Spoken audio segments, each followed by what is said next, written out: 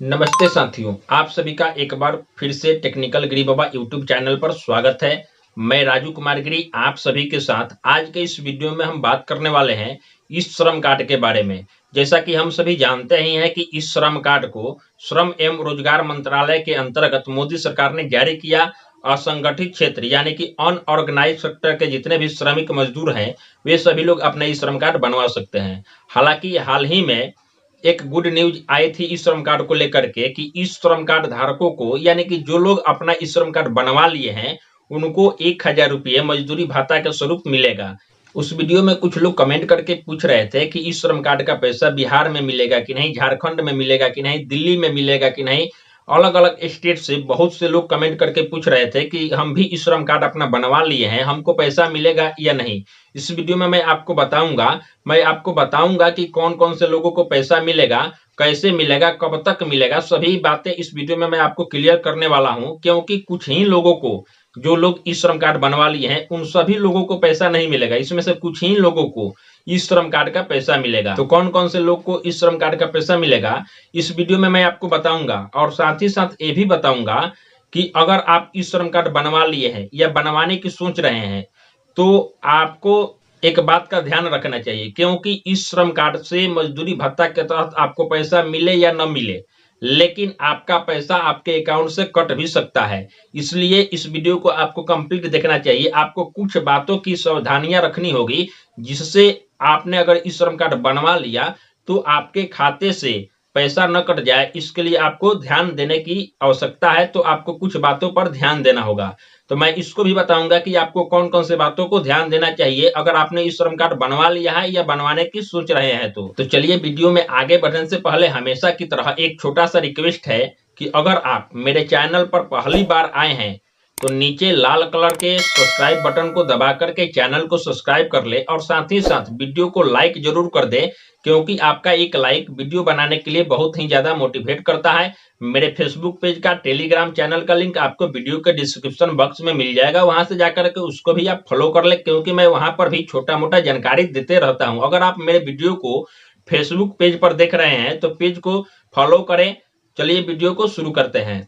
दोस्तों, जैसा कि हम सभी जानते हैं कि ई श्रम कार्ड वे सभी लोग बनवा सकते हैं जो असंगठित क्षेत्र से जुड़े हुए हैं। जैसे ड्राइवर हो गए, माली हो गए, धोबी हो गए, कारपेंटर हो गए, बढ़ई हो गए, राजमिस्त्री हो गए, बिल्डिंग एंड कंस्ट्रक्शन का जो भी काम करते हैं, या फिर रिक्शा चलाते हैं, ठेला लगाते हैं, ट्यूशन कराते हैं, छोटा मोटा बिजनेस व्यापार करते हैं, छोटा किसान है इत्यादि।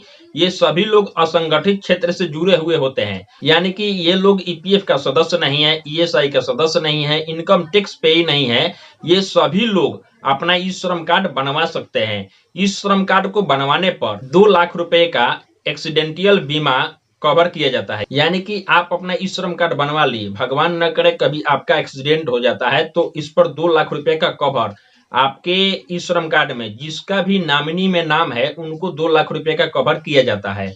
या किसी भी प्रकार का आप विकलांग भी होते हैं तो उस अवस्था में भी आपको 1 लाख रुपए का कवर ई श्रम कार्ड के अंतर्गत किया जाता है। तो ये तो रहा ई श्रम कार्ड के बारे में छोटा मोटा डिटेल्स से जानकारी। तो चलिए अब हम आपको बताते हैं कि अगर आप ई श्रम कार्ड बनवा लिए हैं या ई श्रम कार्ड बनवाने की सोच रहे हैं, तो आपको कुछ बातों का ध्यान रखना होगा। नहीं तो हो सकता है कि आप ई श्रम कार्ड बनवाने के चक्कर में आपके खाते से पैसा ही न कट जाए। तो आपको किन किन बातों का ध्यान रखना होगा अभी मैं बताऊंगा। इसके बाद मैं आपको बताऊंगा कि किन किन लोगों को ई श्रम कार्ड का पैसा मिलेगा और किन को नहीं मिलेगा, कैसे मिलेगा, कब तक मिलेगा, मैं इसको भी बताऊंगा। लेकिन उससे पहले मैं बात कर लेता हूं कि इस श्रम कार्ड बनवाते समय या बनवाने के बाद आपको क्या क्या बातों का ध्यान रखना चाहिए। तो सबसे पहले मैं आपको बता दूं कि इस श्रम कार्ड जब आप बनवाते हैं तो आपके खाते से 12 रुपए साल का कटेगा एक्सीडेंटियल बीमा के नाम पर। ये तो रहा जिससे आपको 2 लाख रुपए का कवर किया जाता है बीमा का। इस श्रम कार्ड आप बनवाएंगे तो आपके खाते से साल का 12 रुपये कट जाएगा, जिससे कि आपको एक्सीडेंटियल बीमा के नाम पर काट लिया जाएगा और आपको 2 लाख रुपए का बीमा कवरेज किया जाता है। ये तो आपके खाते से बीमा के नाम पर कट जाएगा, ये तो बहुत अच्छा बात है। चलिए, बीमा के नाम पर पैसा आपका कट गया और आपको 2 लाख रुपए का कवरेज बीमा का किया जाएगा। लेकिन यहाँ पे सबसे पहला आपको ध्यान देने वाला बात है कि अगर आप अपना ई श्रम कार्ड बनवाते हैं तो उस समय होता ये है कि बहुत से लोगों का आधार नंबर से मोबाइल नंबर लिंक नहीं होता है, और जैसा कि आप सभी जानते ही हैं कि इस श्रम कार्ड को बनवाते समय आधार नंबर देना अनिवार्य है। अगर आप आधार नंबर देते हैं तो उससे मोबाइल नंबर जो लिंक होगा उस पर एक ओटीपी आता है, उस ओटीपी को बताने के बाद ही आपका जो है सो ई श्रम कार्ड बन पाता है। अगर आपका मोबाइल नंबर आधार से लिंक नहीं है तो उस स्थिति में आपको अंगूठे लगा करके और अपना ई श्रम कार्ड बनवाना होता है। अगर मान लेते हैं कि आपने ई श्रम कार्ड बनवा लिया और आपके पास किसी भी प्रकार का कॉल आता है, मैं श्रम एवं रोजगार मंत्रालय के अधिकारी बोल रहा हूं, या किसी भी प्रकार का फ्रॉड कॉल आता है जो बोलता है कि आपके नंबर पर एक ओटीपी गया है, आप उस ओटीपी को बताएं, आपके ई श्रम कार्ड के अंतर्गत आपके खाते पर पैसा मैं भेजने वाला हूं, या किसी भी प्रकार का कॉल आता है जो पैसे के प्रलोभन आपको देते हैं, उस स्थिति में आपको अपना ओटीपी नहीं बताना है। हो सकता है कि आपका ई श्रम कार्ड आपके बैंक अकाउंट से जुड़ा रहता है और आपका पैसा भी वहां से खाली कर दिया जाए। दूसरी कंडीशन, अगर आपने ई श्रम कार्ड अभी तक नहीं बनवाया है और ई श्रम कार्ड आपके गांव में किसी भी प्रकार का कोई व्यक्ति आता है और बोलता है कि हम आप लोगों का ई श्रम कार्ड बनवा देंगे, और बहुत से लोग ऐसे हैं जिनका मोबाइल नंबर या तो गुम हो गया है, या जो मोबाइल नंबर आधार कार्ड बनवाते समय दिए थे वो मोबाइल नंबर बंद हो गया है, तो उस स्थिति में उनसे बोला जाता है कि आप अंगूठा लगवाइए और अपना ई श्रम कार्ड बनवा लीजिए। यानी कि जब आप अंगूठा लगाएंगे तो आपका बायोमेट्रिक वहां पर लेगा, उसके बाद ही आपका ई श्रम कार्ड यानी कि आपके आधार से आपका डिटेल्स ऑथेंटिकेट किया जाएगा। तो उस स्थिति में अगर आप अनजान आदमी, अनजान व्यक्ति आपके गांव में आता है और बोलता है कि हम आपका ई श्रम कार्ड बनवाएंगे, तो जैसा कि हम सभी जानते ही हैं कि आज के डेट में एईपीएस के माध्यम से यानी कि आधार कार्ड से पैसा निकलना कितना आसान हो गया है।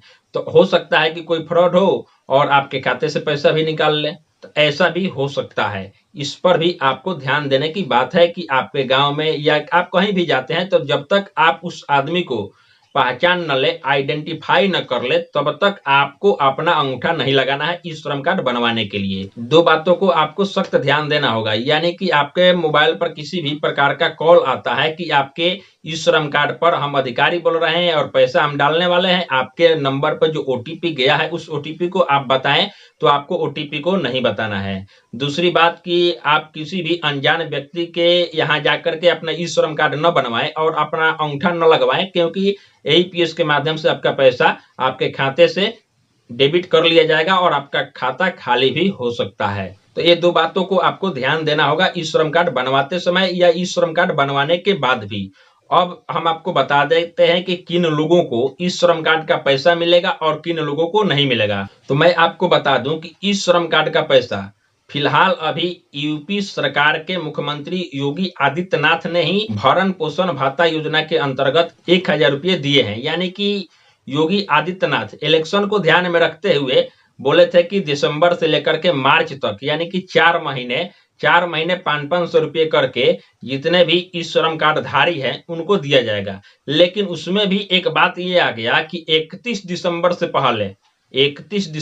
पहले जो लोग इस श्रम कार्ड के लिए अप्लाई किए थे, यानी कि जो लोग ई श्रम कार्ड बनवा लिए थे, उनके खाते में ही सिर्फ 500 रुपये यानी कि दिसंबर का 500 और 500 जनवरी का 1000 रुपया ट्रांसफर किए गए। बाकी लगभग वहां पे 3-3.5 करोड़ लोगों ने ई श्रम कार्ड बनवाया था, जिसमें से 1.5 करोड़ लोगों के खाते में 1000 रुपये दिए गए। बाकी लोग जो 31 दिसंबर के बाद अपना ई श्रम कार्ड बनवाए थे उनके खाते में यह पैसा नहीं गया।